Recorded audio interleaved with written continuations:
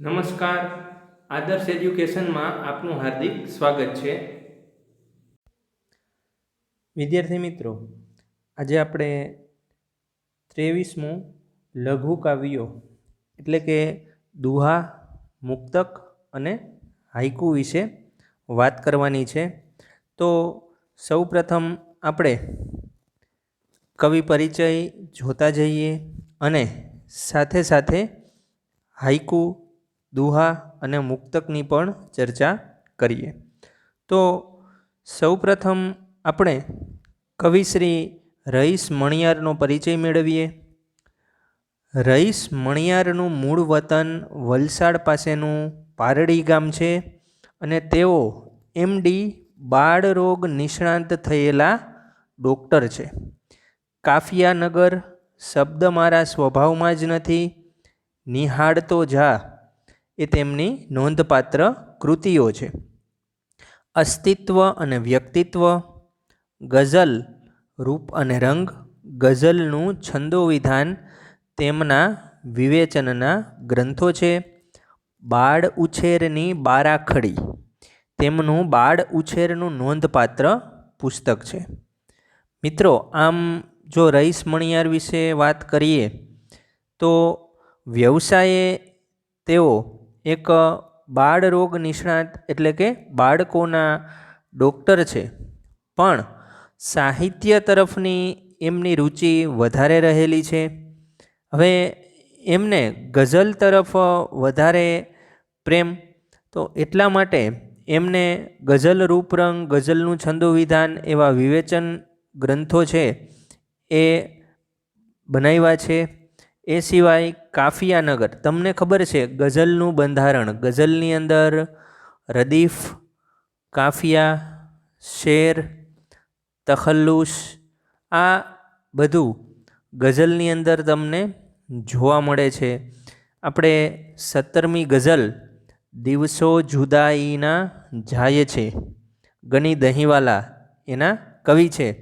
એના વિશે જ્યારે વાત કરશું ત્યારે ગઝલનું બંધારણ કેવું હોય છે એના વિશે વધારે આપણે સ્પષ્ટતા કરીશું. પણ અહીંયા જે રઈસ મણિયાર છે એ એક સાહિત્યનો જીવ છે.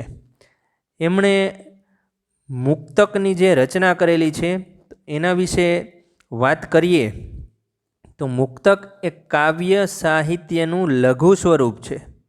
2, 4 કે 6 પંક્તિઓમાં લાઘવથી કવિ વિષય કે સંવેદનને, સંવેદન એટલે લાગણી, રજૂ કરતા હોય છે.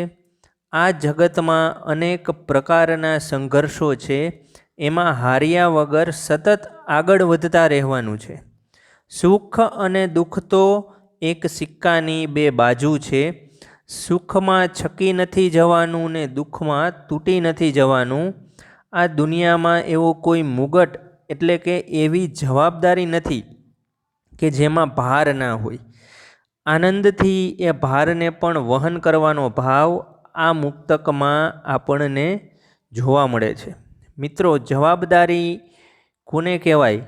જિંદગીમાં જેમ જેમ વ્યક્તિ અનુભવી થાય એટલી જ એના ઉપર મોટી જવાબદારી આવતી હોય છે. તો એ જવાબદારી લેતા શીખવી, એ જવાબદારી આપણે નિભાવવી જોઈએ એવું કવિ આ મુક્તકમાં આપણને જણાવે છે. આમ તો મુક્તક એટલે મોતી એમ કહી શકાય. મુક્તક એ અત્યંત લઘુ સ્વરૂપ હોય છે. 2, 4 કે 6 પંક્તિની અંદર લેખક ઘણી બધી વાત મુક્તકની અંદર કરી દે છે. તો આપણે એ મુક્તક જ જોઈએ.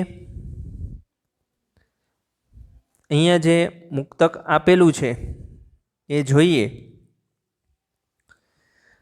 ચેતજે જીતમાય હાર ન હો.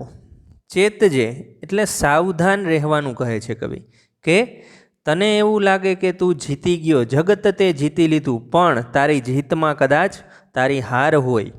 સુખ એ દુઃખનો કોઈ પ્રકાર ન હો. ક્યારેક એવું પણ બને કે દુઃખ હોય ને દુઃખમાંથી સુખ આવે તો સુખમાં માણસ છકી જાય અને પછી એ સુખ જ વ્યક્તિના દુઃખનું કારણ બનતું હોય છે. એટલે અહીંયા કવિ કહે છે કે સુખમાં છકી જવું ન જોઈએ કે વધારે ચડી જવું જોઈએ નહીં. સુખમાં પણ ક્ષમતા રાખવી અને દુઃખમાં ક્ષમતા રાખી અને દુઃખને સહન કરવાની શક્તિ કેળવવી. એક સરસ મજાનો વિચાર વિસ્તાર છે મિત્રો, તમે એ વિચાર વિસ્તાર ભણી ગયા હશો. સુખ સમયમાં છકી નવ જવું, દુઃખમાં ન હિંમત હારવી. સુખ દુઃખ સદા ટકતા નથી, એ નીતિ ઉર ઉતારવી. તો એવો જ કંઈક ભાવ આ મુક્તકની અંદર કવિ રજૂ કરે છે. આગળ કવિ વાત કરતાં કહે છે કે એવો કોઈ મુગટ બન્યો જ નથી જેનો માથે જરાય ભાર ન હો. કે એવો કોઈ મુગટ એટલે અહીંયા સત્તા વિશે વાત કરવામાં આવેલી છે. જે વ્યક્તિ પાસે જેવડી મોટી સત્તા તો એટલો કાર્યભાર એના ઉપર વધારે, કે એટલી જવાબદારી એના ઉપર વધારે.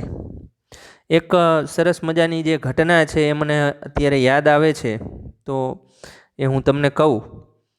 એક વખત એક નેવીમાં કામ કરતો અધિકારી એના ઉપરી અધિકારીને પૂછે છે કે હું પણ આટલા વર્ષથી આ કામ કરું છું અને તમે પણ કામ કરો છો, હું તમારા કરતાં વધારે કામ કરું છું. તમે કામ કરતા નથી પણ તમે નિરીક્ષણ કરો છો, દેખરેખ રાખો છો, તો તમારો પગાર અમારા બધાય કરતાં વધારે કેમ?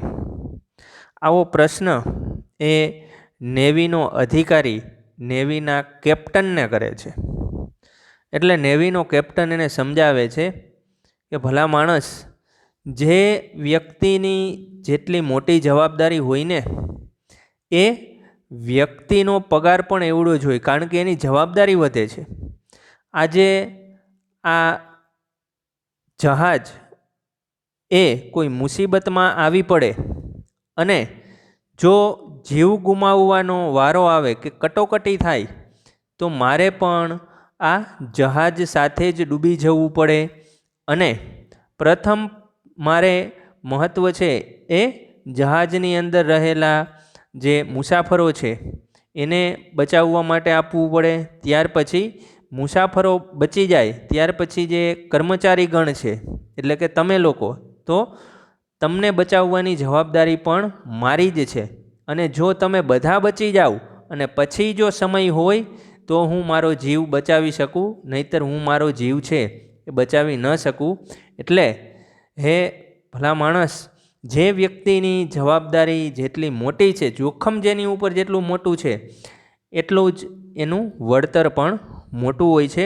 એટલે ક્યારેય જિંદગીમાં આગળ વધીએ, ક્યાંક એવી સત્તા મળે, ક્યાંક એવી પોસ્ટ મળે, તો મનની અંદર આવો વિચાર આવે ને તો એક વખત આ મુક્તકને યાદ કરજો કે સામેવાળી વ્યક્તિનો પગાર છે એ મારા કરતાં શા માટે વધારે છે, તો એનું કારણ કદાચ આવું જ હશે. તો આવો આ મુક્તકનો ભાવ છે. ત્યાર પછી આગળ આપણે વાત કરીએ તો અહીંયા બરકત વિરાણી એટલે કે એમનું ઉપનામ છે બેફામ. બરકત વિરાણીને બેફામ તરીકે ઓળખવામાં આવે છે. એનો પરિચય મેળવીએ તો બેફામનું મૂળ નામ બરકત અલી ગુલામ હુસેન વિરાણી હતું. તેઓ ભાવનગર જિલ્લાના ગાંગડી ગામના વતની હતા. આકાશવાણી મુંબઈમાં એડિટર તરીકેની કામગીરી બાદ નિવૃત્ત થયા હતા. માનસર ઘટા અને પ્યાસ એમના ગઝલ સંગ્રહો છે. એમની આગ અને અજવાળા તથા જીવતા સૂર વાર્તાઓ પ્રકાશિત થયેલી છે. રસ સુગંધ ભાગ 1 અને ભાગ 2 એ એમની નવલકથાઓ છે. તો આ કવિ બેફામનો સામાન્ય પરિચય છે.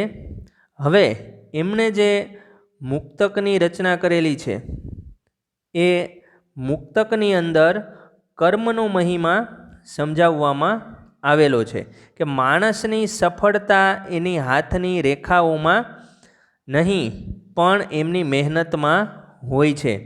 કોઈ ઇમારત બનાવતા પહેલાં એનો નકશો બનાવવામાં આવે છે, પરંતુ નકશો એ ઇમારત નથી, એમ નસીબ એ જીવન નથી. જીવન તો માણસની મહેનત અને પ્રયત્નથી બને છે. મિત્રો, આ ખૂબ જ પ્રચલિત એવું મુક્તક છે કે માણસની સફળતા અને નિષ્ફળતા એની હાથની રેખાઓમાં નથી હોતી, કારણ કે નસીબ તો એના પણ હોય છે જેના હાથ નથી હોતા. નસીબ તો એના પણ હોય છે જેના હાથ નથી હોતા.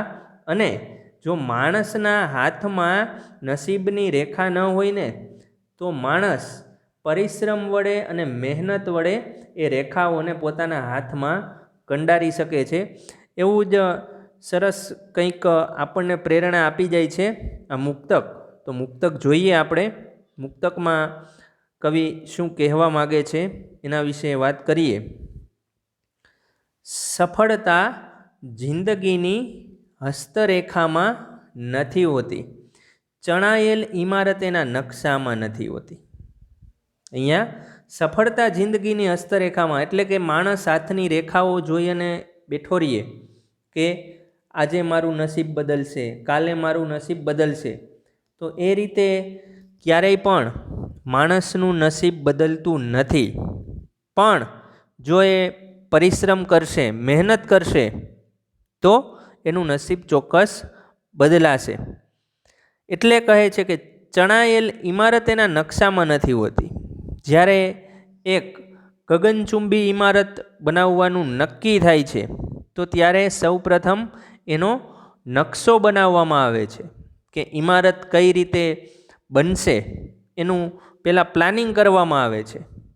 તો એ પ્લાનિંગ મુજબ ચણતર કામ કરવામાં આવે છે. નીચેથી પાયો ખોદી અને પાયો ભરવામાં આવે છે અને એના પર મસ્ત મોટી ઇમારત ઊભી થાય છે.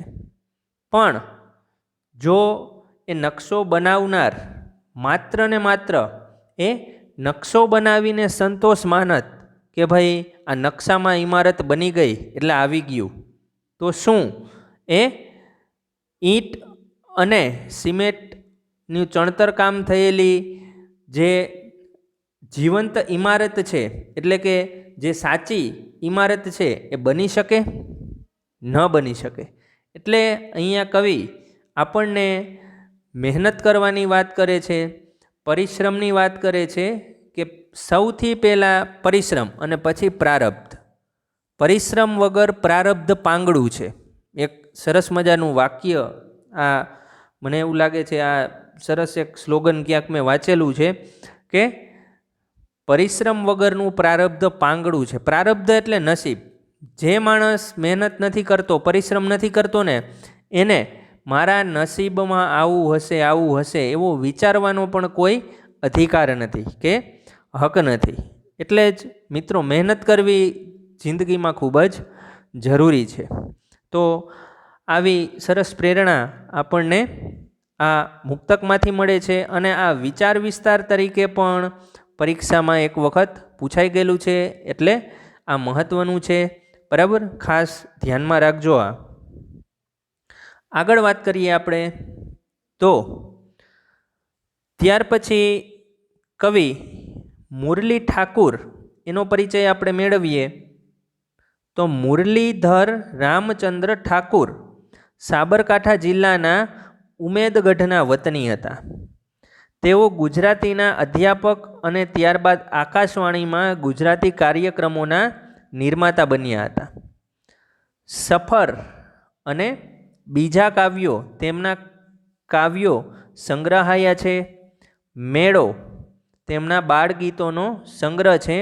પ્રેમલ જ્યોત એમની વાર્તાઓ ગ્રંથસ્થ થયેલી છે, એટલે કે પ્રેમલ જ્યોતમાં એમની વાર્તાઓ સંગ્રહાયેલી છે. ગાંધીવાણી એ નામે એમને અભ્યાસ ગ્રંથની રચના કરેલી છે. હવે મુરલી ઠાકુર દ્વારા રજૂ કરવામાં આવેલું હાઈકુ છે. તો એ હાઈકુ આપણે જોઈએ કે આ હાઈકુમાં મુરલી ઠાકુર શું કહે છે. જો હાઈકુ એ તમે ભણી ગયા છો, હાઈકુનું બંધારણ હોય છે 5-7-5નું બંધારણ હોય છે. એટલે કે પહેલી ઉપરની લીટીમાં 5 અક્ષર, પછી બીજી લીટીની અંદર 7 અક્ષર અને ત્રીજી જે લીટી હોય છે એમાં 5. બરાબર? એટલે 5-7-5 એ રીતે કુલ હાઈકુના અક્ષર કેટલા હોય છે? તો કે 17 અક્ષર હોય છે. બરાબર? હાઈકુ છે એ જાપાનમાંથી આવેલું છે, એટલે કે એક જાપાની કાવ્ય પ્રકાર છે. અને તમે જો ઈચ્છો તો તમે પણ હાઈકુની રચના સરસ રીતે કરી શકો છો, કે જેનો કોઈ એવો અર્થ છે એ પ્રગટ થતો હોય. તો અહીંયા હાઈકુ આપેલું છે, એનો અર્થ આપણે જોઈએ. ખોરડું નાનું, સૂરજનો ઉજાસ મોટું આંગણું. આ હાઈકુની અંદર કવિ મુરલી ઠાકુર શું કહેવા માગે છે? ખોરડું નાનું, ખોરડું એટલે શું થાય? તો કે ઘર.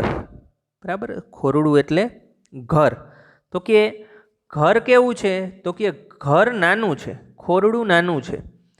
સૂરજનો ઉજાસ એટલે સૂરજનો ચારે તરફ પ્રકાશ ફેલાયેલો છે, એનાથી ને શું દેખાય છે? સૂરજના ઉજાસથીને મોટું આંગણું, આંગણું ફળિયું મોટું દેખાય છે.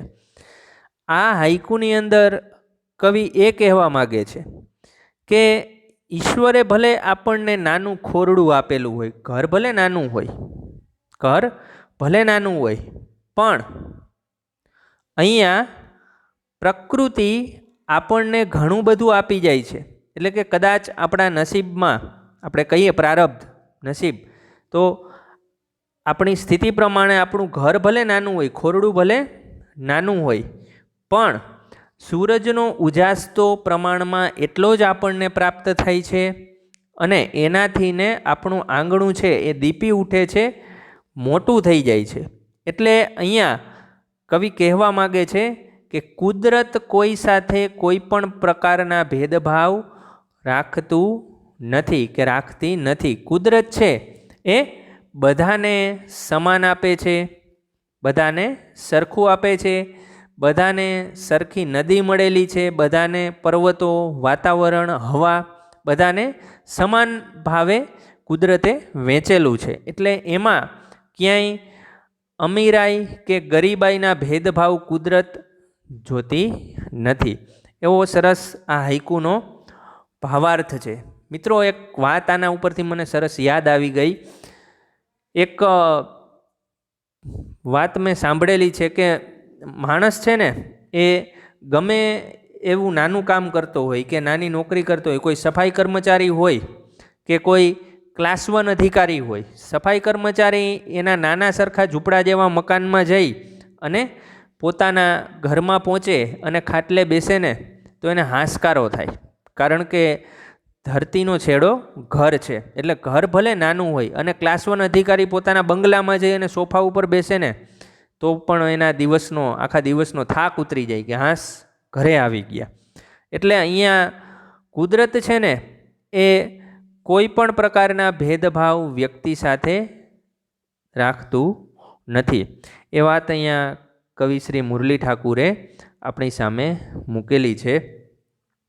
આગળ વાત કરીએ આપણે તો ત્યાર પછી જે કવિ છે એ છે અનિરુદ્ધ બ્રહ્મભટ્ટ. તો કવિ અનિરુદ્ધ બ્રહ્મભટ્ટનો પરિચય આપણે મેળવીએ. અનિરુદ્ધ લાલજીભાઈ બ્રહ્મભટ્ટનું વતન વિરમગામ પાસેનું દેત્રોજ ગામ છે. તેઓ અધ્યાપક તરીકે કાર્ય કરતા હતા. પોતે છે એ અધ્યાપક હતા, કોલેજમાં લેક્ચરર તરીકે કાર્યરત હતા. કવિ, વિવેચક, વાર્તાકાર, નિબંધકાર તરીકે તેઓ જાણીતા છે. આટલા બધા સ્વરૂપમાં અનિરુદ્ધ બ્રહ્મભટ્ટ છે એ પ્રચલિત છે કે કવિ હતા, વાર્તાકાર હતા, વિવેચના કરેલી છે, સમીક્ષા કરેલી છે, નિબંધો લખેલા છે. કાવ્ય સંગ્રહ વિશે વાત કરીએ તો કિમપી એમનો કાવ્ય સંગ્રહ, અજાણ્યું સ્ટેશન એમનો વાર્તા સંગ્રહ, નામરૂપ એ ચરિત્ર નિબંધો એની અંદર સંગ્રહાયેલા છે. ચલમન વાટે ઘાટેના 4 ભાગમાં એમની નિબંધિકાઓ પ્રગટ થયેલી છે. નિબંધિકાઓ એટલે કે નિબંધનું નાનું સ્વરૂપ, એને નિબંધિકાઓ કહેવાય. કે નિબંધ છે એ મોટો હોય, પણ નિબંધિકાઓ એટલે કે નિબંધનું નાનું સ્વરૂપ. ઋષિવાણી નામના ગ્રંથમાં અધ્યાત્મ અને ચિંતન વિષયક લેખો જોવા મળે છે. ઋષિવાણીમાં આધ્યાત્મિક જ્ઞાન વિશે અને મનોમંથન ચિંતન વિષયક લેખો એમણે લખેલા છે, પ્રગટ કરેલા છે. બીજા હાઈકુની અંદર કવિ અનિરુદ્ધ બ્રહ્મભટ્ટ શું કહેવા માગે છે એ જોઈએ. બીજા હાઈકુમાં રાતનું ચિત્ર છે. દીપ હોલવવાથી અંધારું થશે એની ચિંતા છે, પણ બારીમાં તો ચંદ્ર ખીલી ગયો છે. એ દ્રશ્ય આપણી નજર સામે ઊભું થાય છે. અંધકાર અને પ્રકાશની બે સ્થિતિ સરસ રીતે પ્રગટ થઈ છે. તો એના વિશે આપણે વાત કરીએ. આપણે બીજું હાઈકુ જોઈ લઈએ એક વખત. અહીંયા તો જોઈએ મિત્રો હાઈકુ. દીપ હોલવું થશે અંધારું, અરે બારીમાં ચંદ્ર. દીપ હોલવું થશે અંધારું, અરે બારીમાં ચંદ્ર. દીપ હોલવવો એટલે દીવો બુઝાવવો કે દીવો ઠારવો. કવિ કહે છે કે રૂમની અંદર અંધારું છે, તો દીપકથી એટલે કે દીવાથી ને ચારે તરફ પ્રકાશ ફેલાયેલો છે, તો એ દીવો હું ઠારી નાખું ને તો શું થશે? તો કે થશે અંધારું, અંધારું થઈ જશે. દીવો ઠરી જાય તો સ્વાભાવિક છે કે ફરી પાછું અંધારું થઈ જાય રૂમની અંદર. પછી કવિ કહે છે અરે બારીમાં ચંદ્ર, એટલે બારીમાંથી કવિને એક દ્રશ્ય દેખાય છે. દ્રશ્ય કેનું છે? તો કે પૂર્ણ ચંદ્રમાં ઉગેલો એને જોવા મળે છે. ચંદ્રમાં બારીમાંથી ચંદ્રમાનો જે પ્રકાશ છે એ રૂમની અંદર પડે છે, એટલે દીવો ઠારે છે છતાં પણ રૂમની અંદર અંધકાર ફેલાતો નથી. પણ ચંદ્રમાનો પ્રકાશ પડે છે, એનાથી ઘર છે એ ઝગમગી ઉઠે છે. રૂમની અંદર પ્રકાશની ઝળહળા જોવા મળે છે. તો અહીંયા કવિ આપણા જીવન વિશે વાત કરે છે કે જીવનમાં કદાચ એવું બને કે દીપ હોલવાઈ જાય. દીપ હોલવાવો એટલે કે દીવો ઠરી જાય, એટલે કે જીવનમાં જે પ્રગતિ સાધતા હોય, જે પ્રસિદ્ધિ નામના કે ખ્યાતિ મેળવતા હોય, એ ક્યારેક અસ્ત થઈ જાય, એ ક્યારેક બુઝાઈ જાય, જીવન સમસ્યાઓથી ઘેરાઈ જાય, જીવનની એક બારી બંધ થઈ જાય, તો ત્યારે શું થશે? તો કે થશે અંધારું. જીવનની અંદર અંધકાર આવી જશે, જીવનમાં અંધકાર ફેલાઈ જશે. પણ અહીંયા કવિ કહે છે કે જો હંમેશા ચંદ્રમાં બારીમાં ઉગેલો જ હોય છે, એટલે કે કોઈને કોઈ સમસ્યાનો રસ્તો હોય જ છે, પણ માણસે ધીરજ રાખી અને પોતે સહનશીલતા કેળવી અને એ સમસ્યાની ચાવી ગોતવાની છે, એ સમસ્યાનું નિવારણ કરવાનું છે. એટલે આપણા અંદરની બારી ખોલવાની છે. અંદરની બારી જો ખુલી જશે ને તો બારીમાં ચંદ્ર ઉગેલો જોવા મળશે, એટલે કે આપણી સમસ્યા દૂર થઈ જશે. એટલે અહીંયા કવિ ખૂબ સરસ વાત કરે છે કે એક બારી જો કુદરત બંધ કરે ને તો ક્યાંક ને ક્યાંક બીજી બારી છે એ આપણા માટે અવેલેબલ કે હયાત હોય જ છે. પણ વાત છે એ બારીને ગોતવાની, એને શોધવાની અને એ બારીને ખોલવાની. એ બારી ખુલતા જ ચંદ્રમાનો પ્રકાશ ફરી પાછા આપણા જીવનને એક નવું રંગ અને રૂપ આપશે. તો ખૂબ જ પ્રેરણાદાયક વાત છે એ કવિ શ્રી અનિરુદ્ધ બ્રહ્મભટ્ટે આ હાઇકુની અંદર કરેલી છે. હવે વાત કરીએ દુહા વિશે. અગાઉ આપણે મુક્તક અને હાઇકુ વિશે વાત કરી, તો આગળ બે દુહા આપેલા છે એના વિશે આપણે ચર્ચા કરીએ.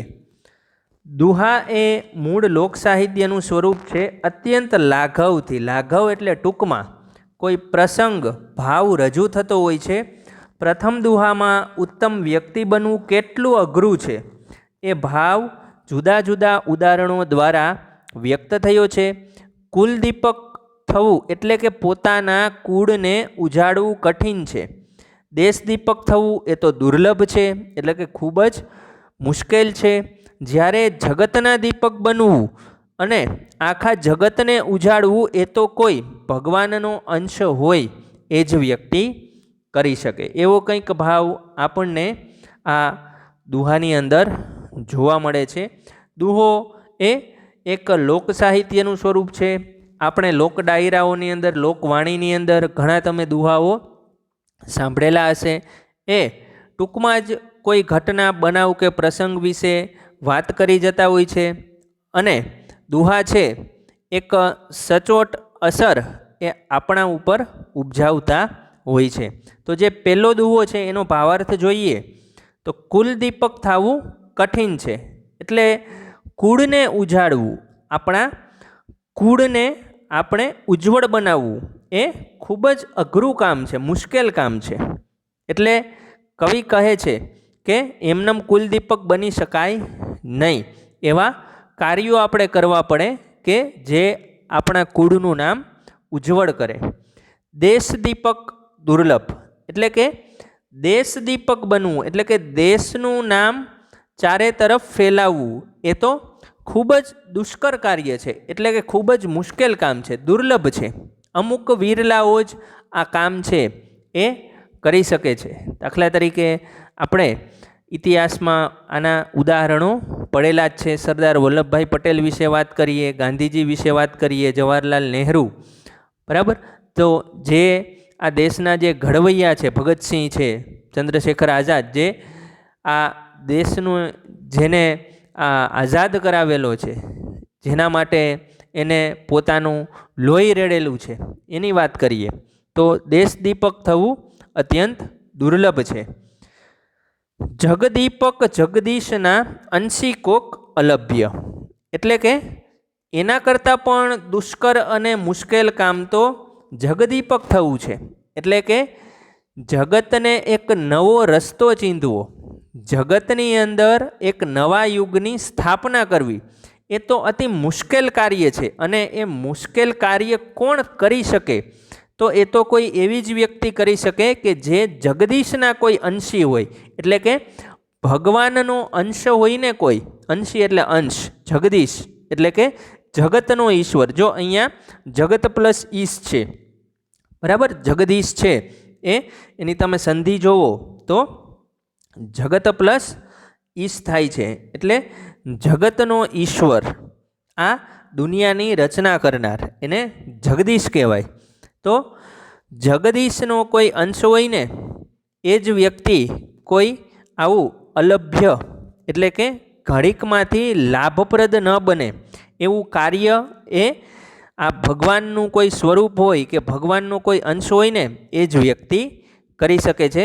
ખૂબ જ દુષ્કર કાર્ય છે જગદીપક બની અને વિશ્વને એક નવી રાહ ચીંધવી. તો એવો સરસ ભાવ આ પેલા દુહાની અંદર રજૂ થાય છે. બીજો દુહો જોઈએ.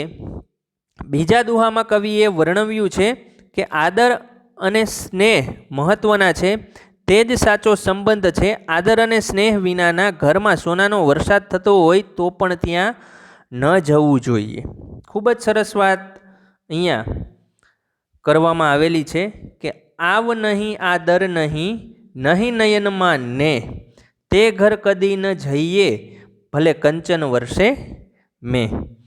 આ જે દુહો છે એની અંદર વાત કરવામાં આવેલી છે કે આપણે જ્યાં આવકાર ન મળે, જ્યાં આપણા માન સન્માન સચવાય નહીં, અને જ્યાં આંખોમાં, નયનોમાં આપણા પ્રત્યે પ્રેમ, સ્નેહ કે લાગણી જોવા ન મળે એ ઘરે ક્યારેય પણ આપણે જવું જોઈએ નહીં.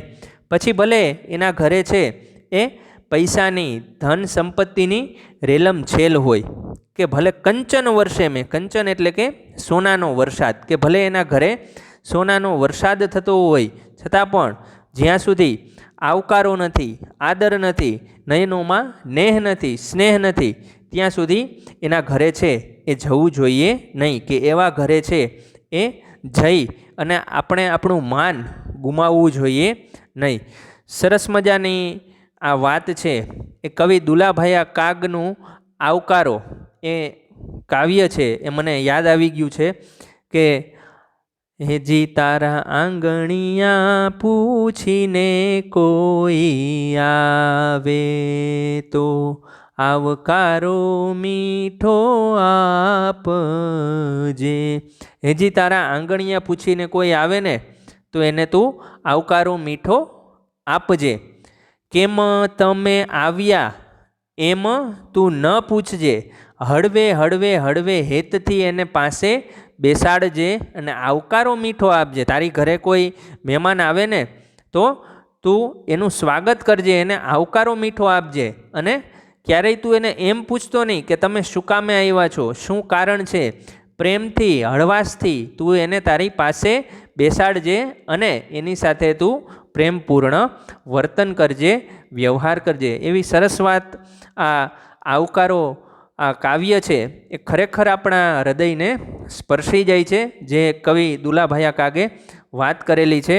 તો એ જ વાત છે એ આ દુહાની અંદર પણ કરવામાં આવેલી છે કે જ્યાં સુધી આપણને માન સન્માન કે આદર આપવામાં ન આવે, જે ઘરમાં આપણું માન ન જળવાય, ત્યાં આપણે કદાચ સોનાનો વરસાદ થતો હોય ને તો પણ જવું જોઈએ નહીં. તો મિત્રો, આ દુહા છે ખરેખર આ જો જીવનમાં ઉતરી જાય ને તો આપણું જીવન છે એ સાર્થક થઈ જાય. હવે એક વખત આપણે શબ્દ સમજૂતી જોઈ લઈએ. દુર્લભ તો મુશ્કેલીથી મળે તેવું દુષ્પ્રાપ્ય. અહીંયા જુઓ સંધિ છે, દુષ છે એ કેમ થશે, આમ થશે સંધિમાં, દરસ્વ સખોડો બરાબર, અને પ્લસ પ્રાપ્ય બરાબર, પ્રાપ્ય એટલે દુષ્પ્રાપ્ય. આ રીતે આની સંધિ છૂટી પડશે બરાબર. ત્યાર પછી આગળ જોઈએ, અંશી જેનો તે ચોક્કસ અંશ છે તેવું, મેં તો વરસાદ, મેઘ, જગત તો વિશ્વ, મુગટ તો તાજ, અહીં સત્તા કે જવાબદારી એનો અર્થ થશે મુગટનો, ભાર તો બોજ, આંગણ તો ઘરના બારણા સામેની ખુલ્લી જગ્યા, ફળિયું બરાબર, આપણે આંગણું કહીએ ફળિયું એ. ત્યાર પછી જોઈએ તો તળપદા શબ્દો છે, તો કો તો કોઈક, ને તો સ્નેહ, હોલાવવું તો હોલવવું, હોલવવું એટલે બુઝાવવું. પછી વિરુદ્ધાર્થી શબ્દો અહીંયા આપેલા છે એ જોઈએ.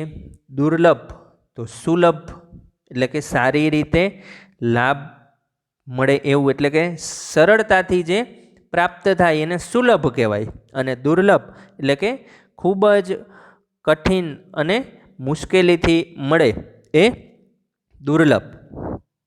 આદર તો અનાદર.